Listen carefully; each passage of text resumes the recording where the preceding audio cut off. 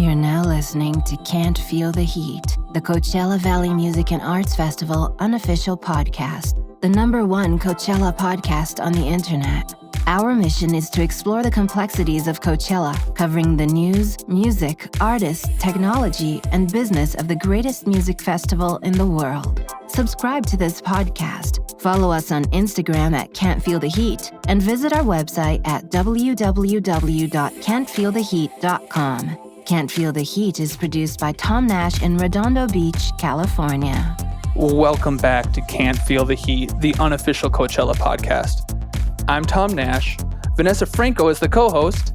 Hi. And back to join us again is friend of the pod, Caleb Aldrich. Heyo. So Vanessa, what is going on? What is the news update related to Coachella? Well, the big thing right now in California, we are seeing more vaccines. Yay! And the numbers of COVID go down. Yay! To the point where even the state is like, look, if you reach the red tier, which is one of the color-coded tiers, you can start to have people at events. So we're going to start seeing people at ball games, which is great. The bad news is right now, not happening for concerts yet. We've talked to some people in the industry. They're hopeful that maybe by the summer, we'll start to see maybe 25 to 50% capacity at outdoor venues. Everyone's still being really quiet on what this means for festivals right now. I will be shocked if we see any festivals come back before October, but I hope I'm wrong. Yeah, well, we got the Life of His Beautiful festival that's announced to come back in Vegas, but I guess they don't have the most solid reputation, so we'll see if that actually happens. And with Disneyland opening up soon, that's kind of a good sign, right? So mostly good news, sounds like. Mostly good news. Things are starting to look better. So I hope that we will all be rocking out together very, very soon. Okay, guys, just like putting our unofficial, hats on here, like not on the record, but like, do you think there's a world where we could have a Halloween Coachella, which is being whispered in many corners of the internet? I don't know if it's just like excited whispering. That Spookchella, right? Yeah. I think the consensus is that it could happen in theory from a health and safety perspective, but from a Coachella branding perspective, for them to do it right, it doesn't make sense logistically. Is that the consensus, Vanessa? Yeah, and I think that if you go back and listen to a couple episodes ago, we had Jeff Miller, another entertainment journalist in Southern California, and he brought up a very good point that if we are out of the woods in the fall, around the country, there is a 6 to 8 week window where everybody's going to try to have a festival. And we've already seen Bottle Rock, Napa has moved. We've seen Bonnaroo move. So they're going to be competing for not only fans, but also booking the acts. And when Coachella's a place that makes magic happen and has breaking acts and is really doing something at such a different level, I don't think we're going to see them try to cram it in the fall.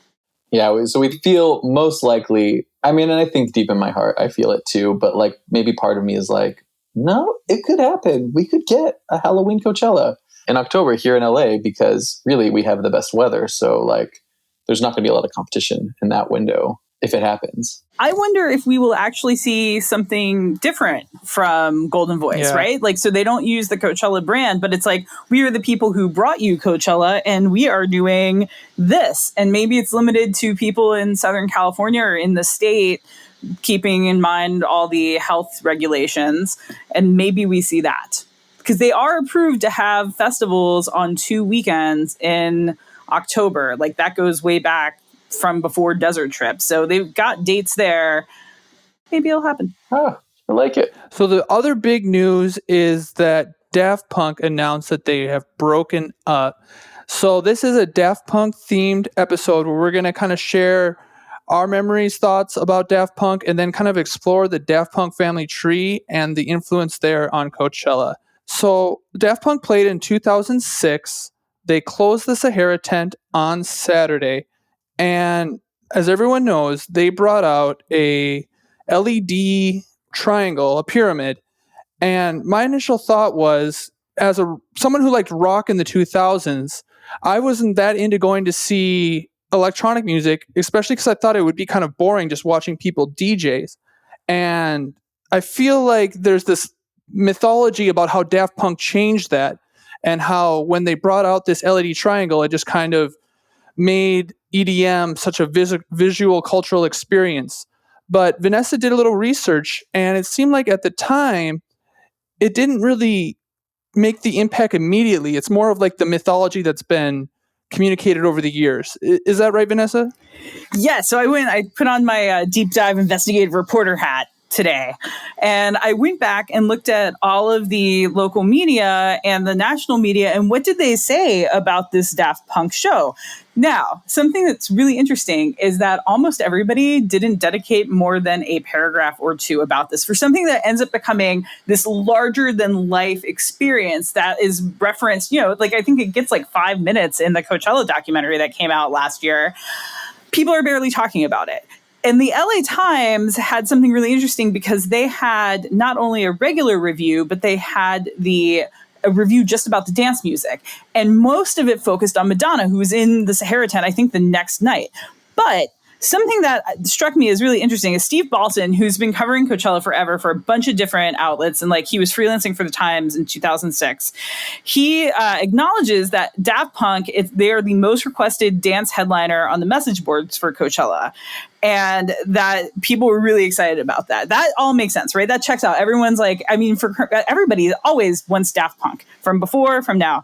But he doesn't mention the Pyramid with their stage set, but he says that they were, quote, backed by flashing digital signage. The look added a bit of drama as well as a visual component frequently lacking in dance to the night. So he actually sets it up saying, you don't really see this in dance music at this point, but they've done something. But he doesn't mention the Pyramid. Billboard probably has the biggest, description of it. And they're talking about, it was like Daft Punk's first show in years, and that there was this overflow crowd. And they said the performance was made all the more dramatic by the duo's metallic robot costumes and a psychedelic light show. So nobody is really talking about the stage set that it becomes. And I was thinking about, okay, well, why is that, right? Because now if anyone did this, we'd all be taking pictures of it. So when this happens, at the end of April in 2006, Twitter has just been thought of. Twitter hasn't even launched yet. If you have a phone, you don't have an iPhone doesn't come along for another year.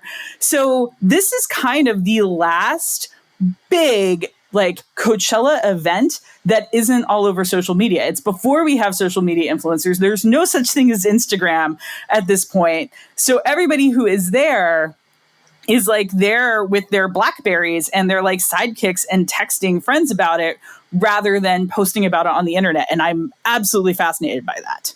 I think it's super interesting that this happened right before really the big boom of social media. So what it does is it just adds to this mythology of it, where a lot of people can say, I was there. In the story of the people who actually were there, it passes down through oral tradition, and not so much people expecting everyone to post on Twitter or Instagram about their actual experience. But it builds it up where it lives in oral tradition in a way, even though there are some cool videos online of it.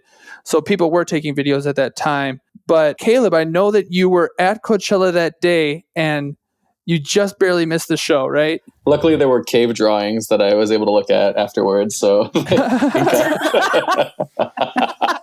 classic Caleb.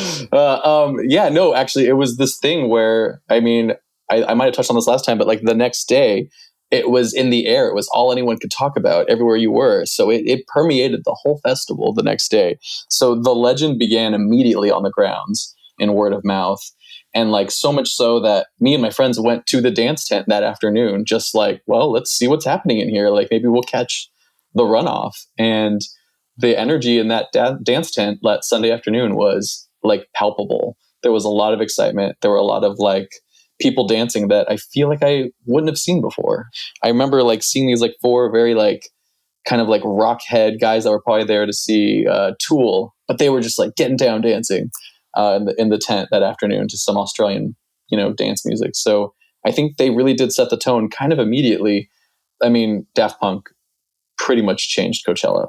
That was a performance that changed the festival and steered it, I think, where we've seen it go the last 5, 6, 7 years after that. And now it's sort of morphed into a different version again, right? But it kind of set the new cycle, the dance music cycle. Well, it's so funny that you say that too, because I was like looking back in my remember my deep dive investigative reporting on Coachella. I was looking at what the former OC Register music critic Ben Weiner said, and Caleb, like you, he left Daft Punk to go see She Wants Revenge, and he regretted that. But I love it because he said that he heard no more rousing reception anywhere than at the Daft Punk set. So then he leaves, and he's like very sad because he like goes to see She Wants Revenge, and they're not very good. And like I love this part that he wrote. Meanwhile, I'll bet Daft Punk's faithful minions are still raving to very sleepy nearby campers about their set. So exactly what you're saying. That people are like, clearly people were talking about this. Like everyone was just like, was there and talking about it, whether or not you could actually be there. Because, you know, Coachella itself back then was only 60,000 people per day, really. And they say there were 40,000 people like spilling out of the tent made for 10,000. I'm like, that's 2/3 of the festival. Is 2/3 of the festival really at the old Sahara Tent? I have my doubts, but maybe. Well, you know, the next day Madonna did play, and that is a sight. I've never seen anything like that in my whole life. That Sahara Tent could not sustain. People were spilling out into the Mojave tent. People were climbing up on the porta potties, and the porta potties were caving in under them. Wow. It was a sight I've never seen. So I don't know if it was like that for Daft Punk. I feel like Madonna's got the buzz that everyone was going to be front loaded for that one, and she was late. But the Sahara Tent, it was big, but it wasn't that big. So I can definitely see how they made the Sahara Tent bigger after that, right? Like every year it's gotten bigger. Now it's like an airport hangar. Yeah, and now it's like the size of like a giant airplane hangar, far, far away. Yes, totally. So we're going to talk a little bit about the Daft Punk family tree, and I'm going to try to do this chronologically. And starting with, I did not know that they were in a band called Darlin with the two guys, Thomas and Guy Manuel from Daft Punk, and then one of the members of Phoenix. So, of course, Phoenix played Coachella in 2013. They played in 2010 also. And I think once more before then. I think like the 2013, their headlining, I think was their third. I think that was their third performance. I believe it. Yeah. And of course, who did they bring out in 2013? None other than R. Kelly. And we were just joking around how that just did not age super well. And if you go back and look at the video, it's just awkward. He just does not fit. And how funny is that? I think that's probably the most random Coachella cameo that I could think of all time.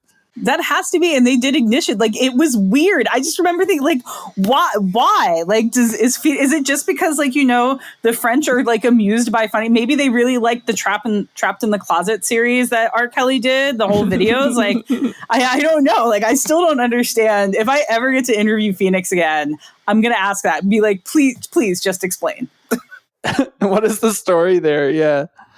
So then, of course, they put out Homework in 97, which I thought that was interesting. So then, like, Homework was a huge success. I was just surprised by the timeline of this because I didn't realize that came out in 97, but here we are in 2006, you know, the big Coachella set. So they'd actually been around for like, you know, over 10 years at that point. So I thought that was interesting. You know, I think a lot of American fans of Daft Punk, you know, wouldn't assume that they go back all the way to the 90s. Well, see, that's when I got into them. I don't know about you guys. Like, I remember seeing the video for Defunct, like with the, like Spike Jonze directed it. And there's like, you know, a sad McGruff crime dog type of, but like he's on crutches. He can't get on the bus. And I remember seeing that video and I was like, what the heck is this? And it was on like 120 minutes or something, like one of the alternative shows that like MTV used to show because they used to show videos because I'm old. And that's when I got hooked on it. And I was like, I got to go get this. And I'm pretty sure I was one of like maybe 2 people in my hometown who had that record because I only wanted to listen to rock. But I was like, this is kind of like what rock music would be if it was dance music. And I liked it. Yes, Vanessa.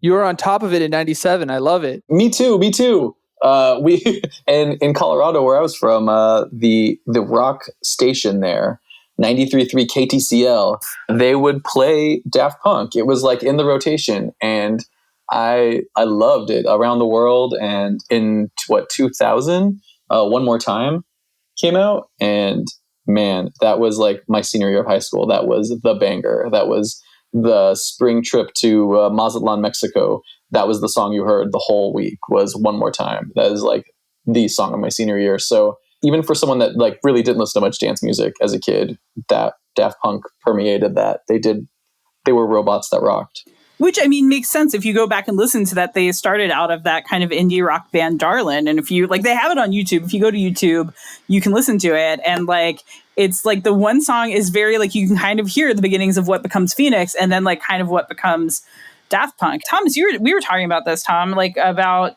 the guitars. That, like, Daft Punk, like, what makes Daft Punk different is at this time, like, you know, there's guitars in the dance music. You don't really think of robots having guitars, but they are robots with guitars. Totally.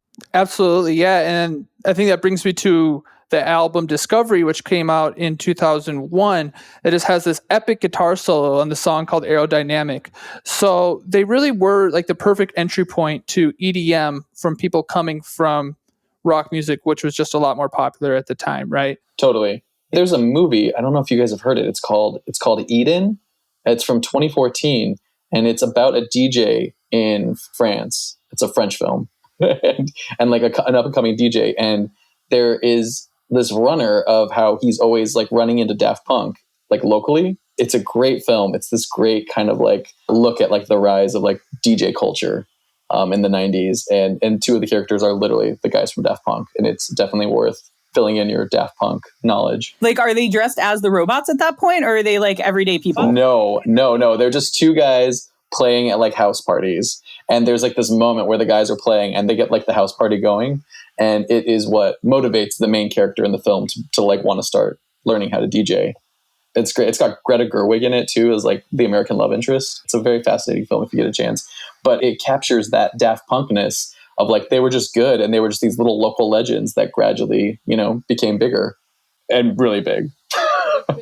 And they've been involved with so many different films and just, like, visual projects throughout their whole career. They did film to go with the Interstellar album, or they called the Discovery album called Interstellar 5555. Did you guys see that cartoon? It's like a whole movie around. I did not, but I think I have stickers from it. I think they gave stickers out at, like, when I bought the record in Boston. I remember I got stickers from Newberry Comics because of it when I was in college. I remember it being on in the background a few times, but maybe I wasn't totally watching it. But yeah, it's kind of hard to focus on it unless, I guess, if you're into that kind of thing, but it's a good background thing to put on for sure.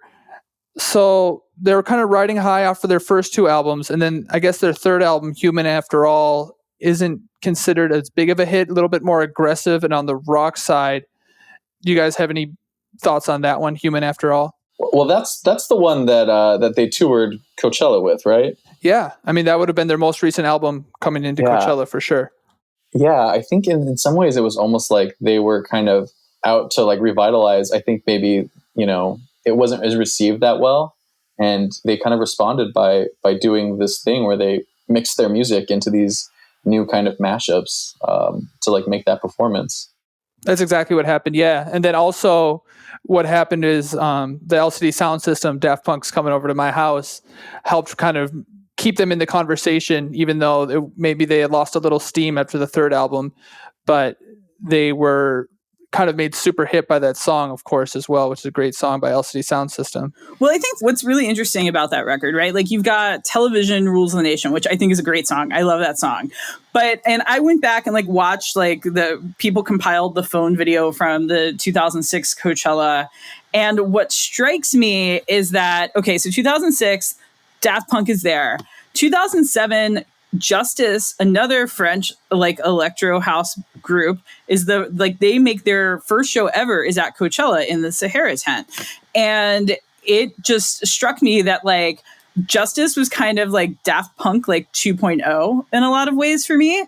And, like, it was more rock. Like, when you saw their stage show, again, because going back, if we go back to Daft Punk has the pyramid, Justice shows up with their, like, giant light up cross and all these, like, Marshall amps, which is something you would normally see at a rock show, right? Like, when Guns N' Roses and AC/DC played Coachella, they've got all these giant Marshall amps.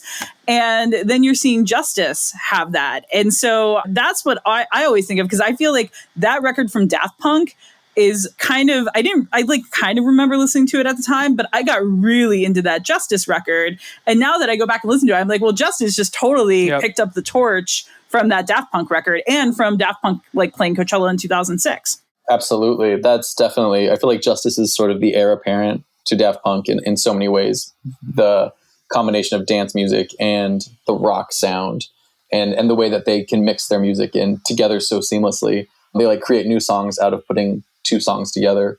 They're definitely the heir apparent. But you know what's funny is that 2007 also, I think you can see the sort of footprint that Daft Punk left, because that's the year that you see Tiesto on the main stage. Yeah, that's true. After Bjork, that's true. As far as I know, that I don't, my Coachella knowledge doesn't go back too far beyond that, because that was my third year going, but that's the first time I can really remember seeing like a big dance act on the stage. And yeah, he came and closed after Bjork that Friday night. And I think we've seen that now, like the Swedish House Mafia, and we've seen Justice on the main stage, and we've seen, so many kind of acts coming to that main stage now. And I think that's because of the spectacle that Daft Punk brought in 2006. I can definitely feel that. Seeing because we've all watched like clips of Daft Punk in the Sahara Tent. Do you think that performance would have been as successful on either the outdoor theater or the main stage? Or do you think it was like that packed like energy that was in the air that helped make the 2006 performance so epic? I totally think being in the tent, it was the right call. Absolutely. It has that intimacy of like keeping it all contained and keeping the spectacle of the pyramid. And there's also just something about, like, I love being under the stars at Coachella, but like when you're in a tent and you're like packed in like that, there is just kind of a buzz and excitement of being contained. Like it's all that energy is kept in that tent. And it's a really great way to experience a show. Yeah, I think you're right. The world wasn't ready for them to be at the outdoor stage at that time. It needed to be in the tent for sure. I was just thinking about that year 2006, and we were talking about how we kind of first really got into Daft Punk. So I got into it way later. And the funny thing is, Kanye actually played the main stage that same day. So I like to think about him just like being done with his set, going over and catching Daft Punk play Harder, Better, Faster, Stronger, and then like sitting there and just like writing the song Stronger, because that's how I actually really got first into Daft Punk. I was familiar with some of their singles, but that single Stronger by Kanye, that just like drove it home for me. That's still like definitely one of my favorite songs of all time. So it's just funny when we talk about this family tree that comes from Daft Punk, and literally like looking at, some of these people who are playing with them that same day in April 2006, and how that like directly influenced artists, where now here I'm standing, and that's like what really solidified knowing about Daft Punk for me, because I was just totally into rock at the time. But of course I loved Kanye Stronger, and him seeing it that day on that field is kind of a funny thing to think about. If that happened or not, I don't know, but I like to believe it did.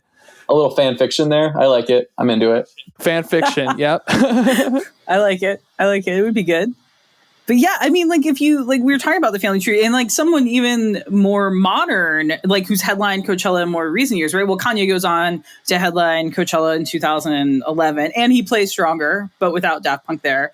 But then, like, I mean, in more recent years, The Weeknd, like Daft Punk they co-wrote Starboy and the other song that I know the name of it, and I feel it coming. Thank you. Yeah, I was like, that song, I know it. I know, not Blinding Lights, because it was before that. It was on the Starboy album, and like that is really interesting to me because The Weeknd at that point, it's again, everybody knows The Weeknd now because he dressed like he wore masks and was running around at the Super Bowl. But before then, he's much more of like this more quiet like R&B soul singer, and like these songs, like he did those with Daft Punk, and I like that their influence just goes so much more beyond like EDM. And that's what I just find so fascinating about our French robot friends. We've definitely have had these other moments of Daft Punk at Coachella, even though they weren't there. And what really stood out to me was seeing Pharrell in 2014 was super fun, because he just brought out so many cameos. He didn't bring out Daft Punk, but they did Get Lucky, which is another one of my favorite songs of all time. It's kind of like a slow chugger. Just love the funky guitars on that. And Lose Yourself to Dance, of course. I think it's sort of interesting that like that touches on their last album, right? Like after doing these kind of hard, glitchy, robot rock songs, and they really like make this cultural impact and do that Alive tour, which changes Coachella and really kind of brings the wave of EDM on. I mean, we really can trace that to that. I feel like that was one of the forebears of it. But then they come back with this like disco album, right? Like they're always kind of playing on their own a disco rules. album recorded with like real live instruments. Yes. With Nile Rodgers and Pharrell Williams and like Julian Casablancas. Like it's just there was a few spacey robot jams on there, but overall it was like not what people were asking for, right? I think people wanted a live 2.0, and they did things on their own terms. Gotta love that. I heard them talking in an interview where they like specifically think about how they can go against what is expected and what's popular. So, there's some slower songs on that album. There's some ballads, and it's so lush and extravagant that by now this kind of hard, aggressive EDM dance music is very popular. And then they decide to take a step back and go disco. And getting to their influences, I think that there are some bands who are influenced just like directly from that album. And the story is Nile Rodgers just showed up for a day and literally recorded 3 songs with them in one day and made this great disco sound. And I think if we look at the band Parcels, who I know are very influenced by Daft Punk and were produced by them, and also L'Imperatrice, who have covered Daft Punk, and also they sound a lot like those disco-y songs. It's crazy to think how just one day where Nile Rodgers comes in, records some amazing guitars, that it's like a whole new influence that they have. So we've talked about like a harder rock influence. We talked about EDM, but then now disco as well, that the influence branches just go off in so many different directions. It's really interesting. Well, going back to Random Access Memories, do you remember, I don't remember if you guys were both there in 2013, but they teased the album on the main stage, like before the Yeah Yeah Yeahs played. So I don't like right before then, I guess they did like a 30-second clip of Get Lucky on SNL. And then at Coachella, I don't remember if it was Weekend 1 or Weekend 2, but they played like a minute and a half of the video for Get Lucky with Nile Rodgers and with Pharrell and with our robot friends on the big screen on the main stage. Do you guys remember that? I remember that. The crowd went nuts. It was crazy. Yeah. I missed it. I remember hearing about it. And it just speaks to that album had such a great rollout. There were so many teasers and they had like a commercial on Saturday Night Live. I've never seen an album marketed the way that one was. It was just genius, and it just built up so much hype when it came out. Do you guys remember when Arcade Fire trolled the crowd? with Paft Dunk? Yes, I do. Yes, I do. And then they ended up working with the real Daft Punk on like after that for Everything Now. But in 2014, this was Weekend 2, and people lost their minds because Arcade Fire comes out on stage, and it like the people who are dressed as Daft Punk are wearing like the white Grammy outfits, and they start doing that slow jam version of Get Lucky. And everyone, like, people are losing their minds. And then when Butler's like, yes, welcome, Paft Dunk. And then everybody was like, But then Arcade Fire puts on this great set. They go on to work with, Thomas from Daft Punk on Everything Now. But yeah. So sticking on the topic of Random Access Memories, which is one of my favorite albums of all time. Like I mentioned, I love the guitar work by guitar legend Nile Rodgers. Vanessa, you told me that you had the chance to interview Nile before, right? What was that like? Okay, this was great. So Nile Rodgers ends up playing Coachella and plays Get Lucky actually in 2018 in the afternoon when he's playing like all the chic standards, right? So if you don't know Nile Rodgers from anything beyond Daft Punk, he was in this incredibly influential band called Chic, and they had Le Freak and Good Times, and like he's written like so many songs and like been the backbone of so many songs. Like everybody is influenced by Nile Rodgers. He's a genius. David Bowie, yeah. Yeah, David Bowie, like Duran Duran, like he's incredible. So this is what happens at Coachella is that they have the press area, and sometimes in the press area, they will bring back people to come, like the artists come back and talk to the press. And a lot of times you have to have it set up beforehand, but every once in a while, people will just come back and like chill out and be like, oh, does anybody want to talk to whoever? And it's usually, you know, bands on like the first and second lines. Like you don't really see like the famous kind of people. So here comes Nile Rodgers, just like hanging out in the press area. And they're like, oh, does anyone want to talk to Nile Rodgers? And I'm like, well, yes. Why? I mean, how do I not want to talk to this legend?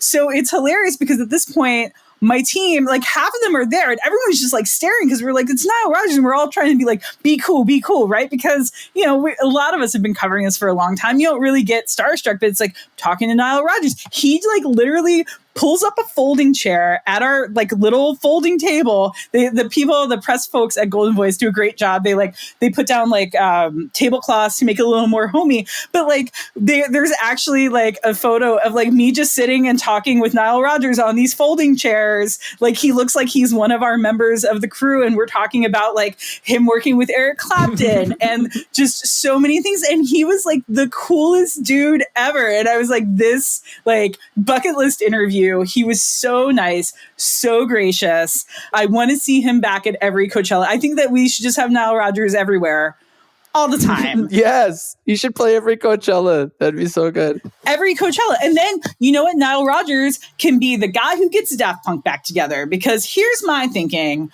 I think that from now until the end of time, anytime Coachella lineup predictions, prognostications come up, we are forever going to be talking about the possibility of a Daft Punk reunion. Forget the Smiths. They've already reunited Guns N' Roses. What else are we going to talk about?